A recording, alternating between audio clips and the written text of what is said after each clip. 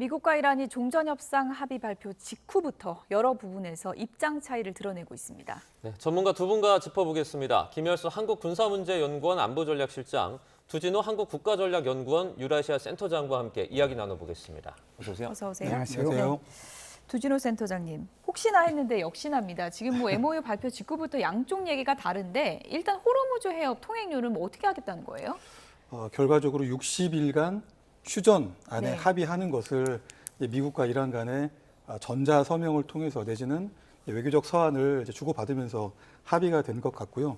실질적인 세레모니는 이제 19일 스위스 제네바 중립 국가, 중립 지역에서 할 걸로 예상이 됩니다. 근데 문제는 어느 정도 핵 문제에 대해서는 정리가 됐고 네. 정리가 된 게 아니고 어떻게 하겠다라고 하는 큰 틀에서의 공감대가 만들어졌고 네. 60일간 치열하게 이제 앞으로 핵과 관련된 부분은 협의를 해나가는 건데요. 당장 국제사회가 기대하는 건 먹고 사는 문제, 각 국가의 민생경제와 관련된 부분, 즉 호르무즈 개방 상태를 어떻게 할 것이며 예. 통행료는 어떻게 할 것이냐에 대한 문제인데요. 미국과 이란이 생각이 다릅니다.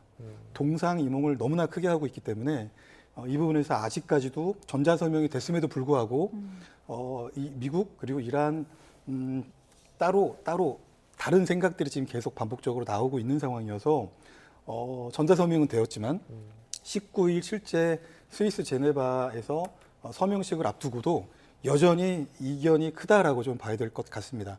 핵심은 60일간 호르무즈 통행료 받지 않는 건데 그 이후에는 이란이 호르무즈 통행료라고 주장은 하지는 않고요. 네. 일종의 이제 항행의 자유, 안전항해에 대한 서비스 명목의 통행료가 되겠죠. 무슨 통행료를 서비스를 주는 거예요? 안전하게 예. 이란 혁명수비대나 이란 해군이 안전한 지역으로 일반 상선들이 지나갈 수 있도록 통행할 수 있도록 도와줄 것이기 때문에 그것에 대한 서비스를 받겠다라는 겁니다. 예. 국제법적으로 보면 사실은 호르무즈 해협은 이란의 영해가 아닙니다. 통과 예. 통항이 법적으로 지켜져야 될 그런 지역이기 때문에 사실 이란이 이걸 주장할 수가 없는 건데 60일 이후에는 이란이 주장할 수도 있다라고 하는 그런 이견이 큰 상태라고 볼 수가 있겠습니다. 네, 좀 짧게 언급을 해주셨는데 우라늄 같은 경우에도 사실 어디에서 처리를 하겠다 이 정도만 얘기가 나왔지 어느 정도까지 희석을 한다든지 어떻게 구체적으로 처리한다든지 이런 건 아직 안 나왔잖아요. 두 가지죠. 우선 이제 우리가 흔히 알고 있는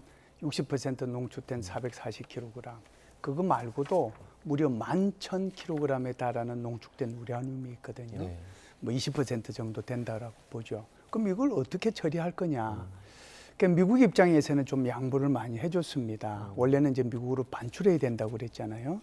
그런데 이제 이걸 이란에서 희석시키거나 폐기시킬 수 있다고까지 양보를 해줬거든요. 그런데 미국이 요구하는 것은 미국이 직접 이제 하겠다라고 얘기하는 거고, 이란이 얘기하는 것은 이란이 자체적으로 희석시키겠다라고 얘기하거든요. 그래서 이제 이게 얼마만큼 용량을 어느 정도로 희석시키고 또는 폐기시킬 것이냐라고 하는 것에 대해서 미국과 이란이 서로 생각이 다르다는 게 하나 있고요.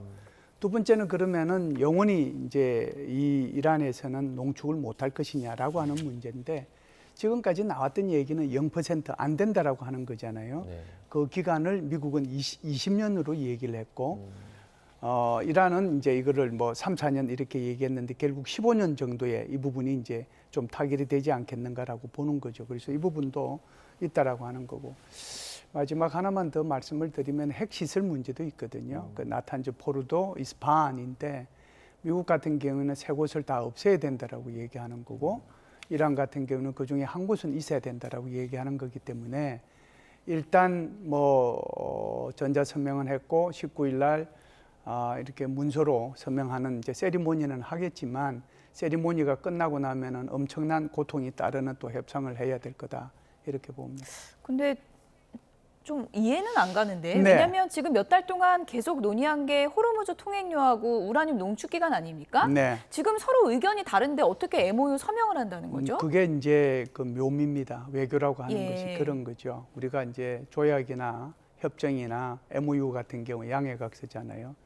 양해각서를 가지고 이렇게 양국이 이렇게 떠들어대는 것은 제 기억상으로는 처음으로 알고 있습니다.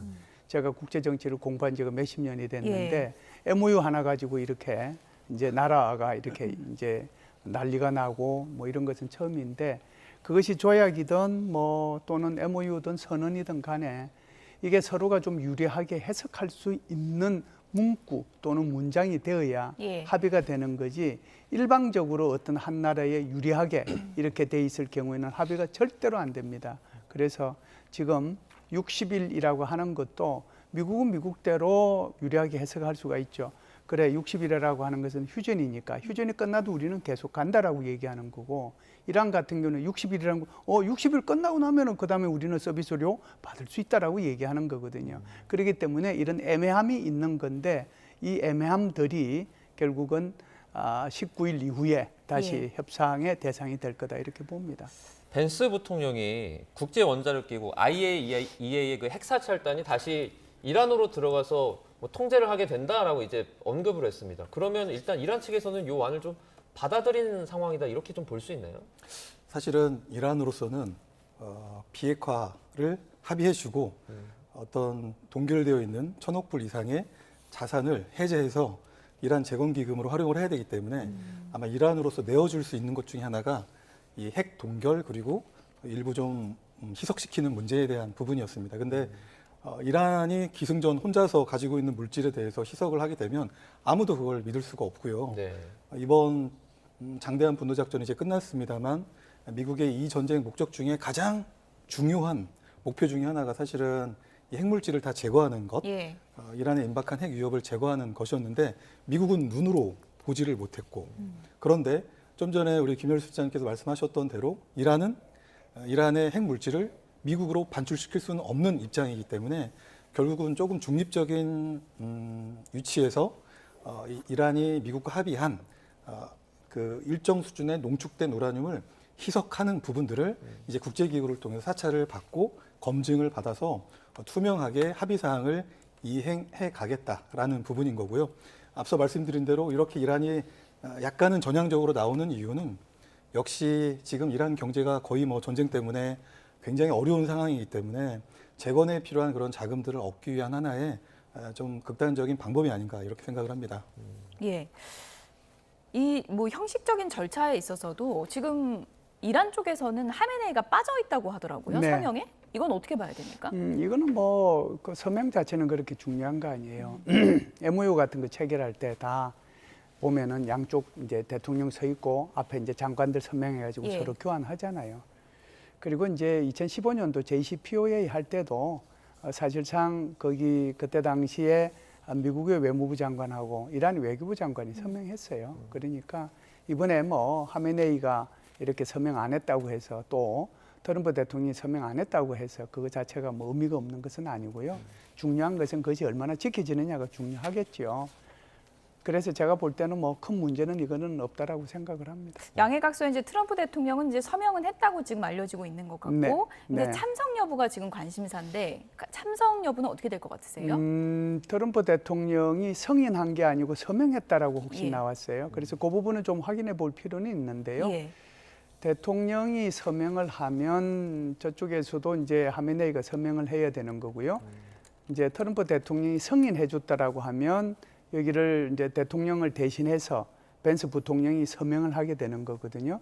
전자 서명은 했다라고 그랬기 때문에 그렇다라고 하면은 뭐 트럼프 대통령이 했을 수도 있는데 서명을 한 것으로 지금 보도가 되고 있습니다. 이 부분은 조금 예. 더 제가 한번 확인을 해보겠습니다. 예. 자, 미국과 이란은 이제 19일에 스위스에서 서명을 한 이후에 실무 협상에 돌입할 전망이라고 전해지고 있는데 아마도 중재국들이 이렇게 다 같이 참여해서 뭐 진행이 될 것 같은데 어떤 방식으로 좀 이루어지는 건가요? 일단 6월 19일 이 서명식의 가장 큰 의미는 네.